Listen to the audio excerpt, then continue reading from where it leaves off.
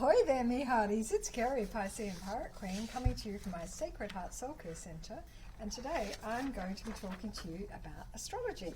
And the chart that I'm going to be referring to belongs to the very famous Mr. Bill Gates. And we've seen a lot of him in the news lately. If you watch the news, I don't. But it is apparent that he's having a big impact on world events on the global stage. So I thought he would be someone of interest to do a little astrological analysis on.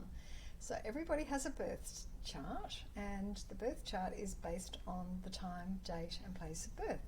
So according to Mr. Bill Gates's astrological chart and his time of birth, he has a Cancer ascendant. So Cancer is over here.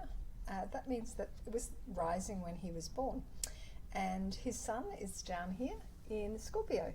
And it is in the early degrees of Scorpio.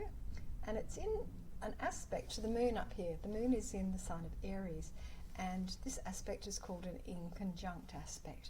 And in my experience, people who have their sun and moon inconjunct have internal discord. It means that they just don't feel kind of harmonious inside. The moon, which is in the 10th house in his chart, rules his ascendant. And the moon, being in the sign of Aries, in the 10th house, is someone who has a public persona as a person who is quite emotionally assertive, but also self-centered. And it can, a 10th house moon can indicate someone with a mother who had a high profile in public life. And I believe that Bill Gates' mother did have such a profile, and there are things going around, circulating around about her, which may or may not be verified. So I won't go into that. That's not my role to play. I'm just here to talk about the astrology. So midpoints are another tool which astrologers can use, and midpoints are really useful in getting to the underlying character. And it's a very interesting thing to consider, because we're all here together in the world having a human experience. And in order to have a human experience, we always think, oh, if everyone was just nice and we all got along, it would just be so much easier. Well, if it was like that, we'd be in heaven. And we're here for challenges, and we need good guys and bad guys to actually teach us about who we are and how we react in the face of adversity and struggles, etc. So the concept of a midpoint is that if you have two planets, the point at which the midpoint between them, if another planet sits on that point, it has added significance. And the closer it is in terms of the orb, which is a space, the more significant it takes on. And then as other planets are transiting through the solar system, when they hit particular points, they can trigger off those midpoints as well. So this is the concept, and if you'd like to know more about that, Michael Mukasey is the guru of midpoints. He's written a comprehensive text which details all of the different midpoints and their meanings, and I'll be reading from some of his midpoint explanations today in relation to the chart of Mr. Bill Gates. So you'll know that it's not actually my opinion. These are just simple interpretations that I am referring to based on the midpoints of Mr. Bill Gates. And I've just highlighted some of the major ones there, and I'll talk about them as I go through.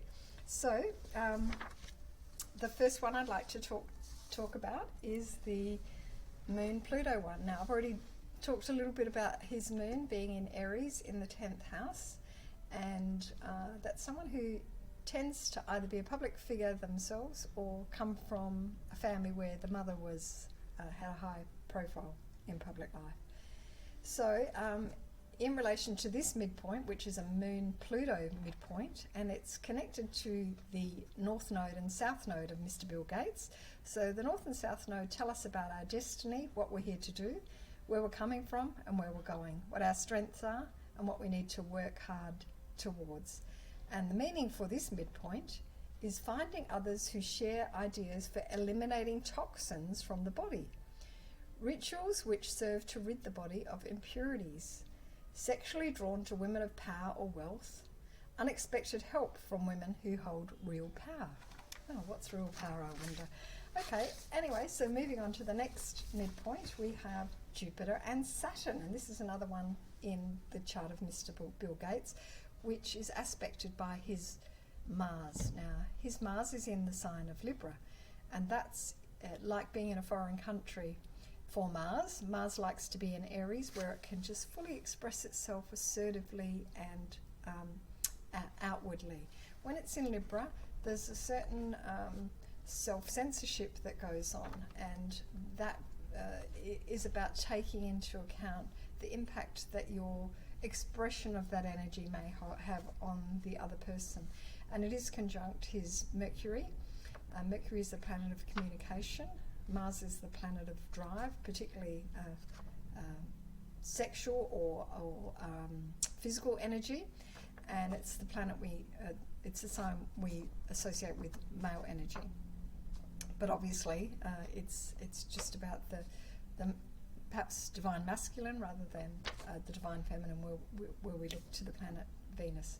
So just in terms of his Mars, it is in an afflicted sign in terms of its expression, and so that needs to be taken into account as well. But the midpoint, the meaning for the midpoint is as follows. This is Jupiter-Saturn, and new efforts to effect positive change in your social life through sports or competitive activities, introducing duress as a means of forcing social change. Now, isn't that interesting?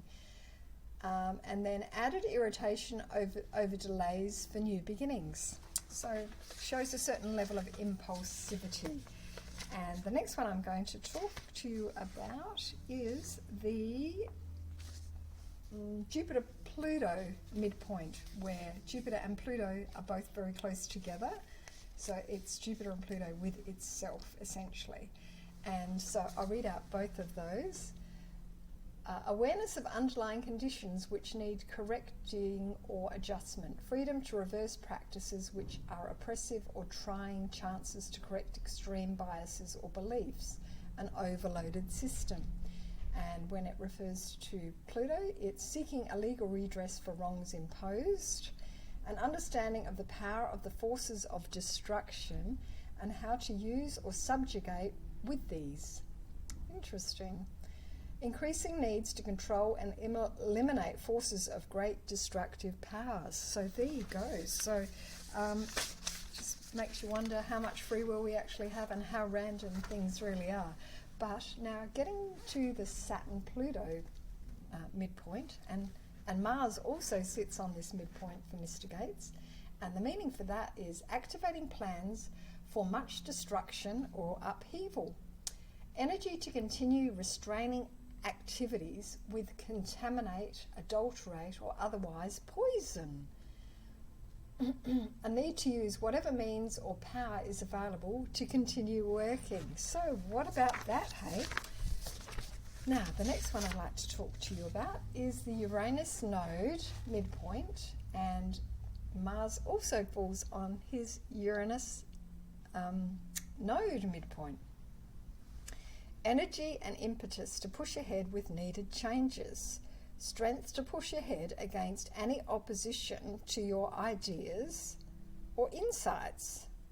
Sexual attraction and love become intertwined themes in relationships. So that is just a little midpoint analysis of the chart of Mr. Bill Gates. So I hope you enjoyed that today. And as I said, his Mars is afflicted in Libra.